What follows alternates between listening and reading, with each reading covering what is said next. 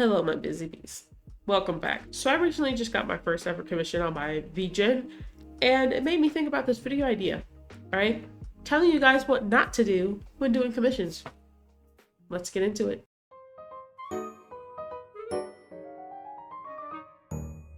First things first, you guys gotta stop doing is ghosting your clients. There's two ways I've seen people ghost their client, and one of the ways is you ghost them forever. They never hear back from you. Over a year goes by, you've taken their money, and that's it. Don't do that. Actually, to be fair, I don't even think those are artists that do that. I genuinely think those are scammers. You are a scammer at that point. If you take a commission and disappear for over a year, you're a scammer, okay? But the other side of this coin is people that ghost their client for like a month and then come back with a fully finished piece.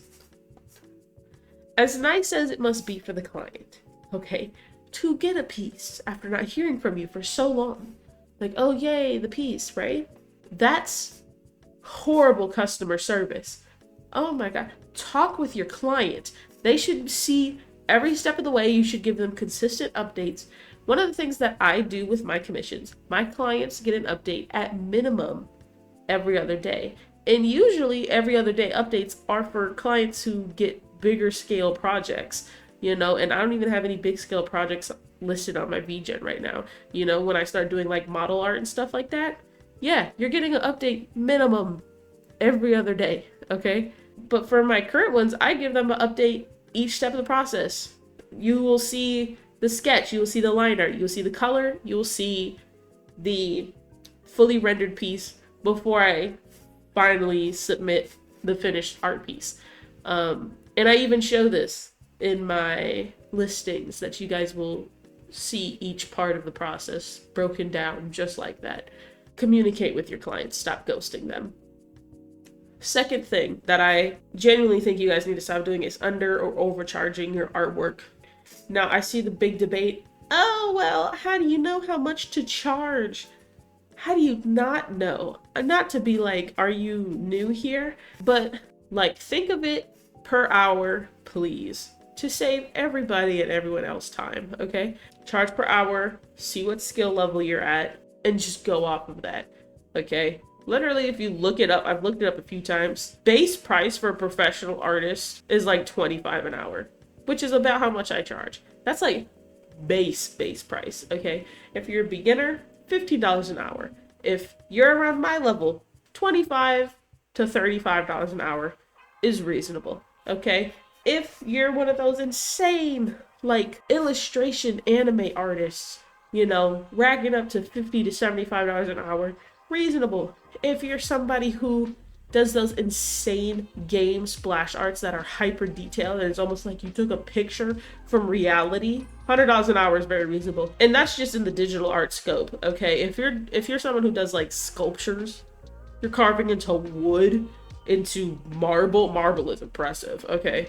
Wood you can glue back together. Marble, that's a different type of category right there, Marble, $100 an hour, reasonable. Wood, $50 an hour, There's different things. It depends on your materials. It depends on how long it takes you to do stuff. If you are charging $100 an hour and you only spent an hour on the art piece and you have no experience and your main source of education is YouTube tutorial videos, you are overpricing. Third thing, okay, accepting comms you don't want to do. Do not accept the commission you don't want to do, okay? It'll show. It'll show. You think it won't, but it will. The quality of that piece is going to look 300 times worse than most of your other projects because art is a very passion-driven thing, okay? So when you're not passionate about something, when you're not feeling it, it'll show. It'll show. It's not good for the client because the client's going to notice that the quality isn't the best and then you're putting yourself through something you didn't want to do. Don't do that. The only time I can see you doing that maybe is if you have enough mental strength that like, I will actually like put in overtime for this drawing even though I know I don't want to, because I still want my client to be happy. If you have that mental drive, do what you want. But most of y'all, I know you don't, so just don't do it. The fourth thing is not having a terms of service. Y'all need to have a terms of service. I'm going to show each segment of my terms of service. Now, there's a lot of important parts in my terms of service that I really feel like people need to read, because you guys don't understand. There's benefits for y'all in my terms of service, all right? It doesn't just benefit me at the end of the day. You know, if something goes wrong, like if I didn't start your art piece within a week or two, I offer refunds, or extra art, I offer refunds. That's not common in the art thing, bro. Read our terms of service, because you're going to run into things like that, and you'll feel more comfortable commissioning an artist. Because there's some artists out there that might have their terms of service set up like, oh, if I don't do your artwork, I still get your money. If I don't finish it at a reasonable time, I still get all your money. If, you know, I'm not communicating with you, I still get all your money. Like, there's artists out there that are genuinely like that. Please read terms of service, and artists, please create a terms of service. And with your terms of service, do not scam people. Okay, don't be one of those artists. Don't do it. Okay, your terms of service should benefit you and the buyer.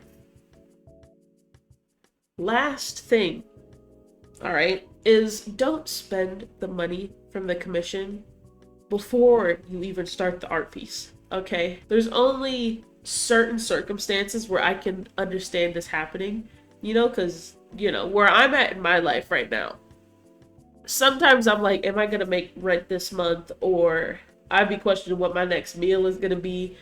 Like, I get it, you know, like sometimes it's like I really need that money. Communicate that with your client if it is urgent like that. But if it's not, I highly encourage you, don't spend the money you get right away.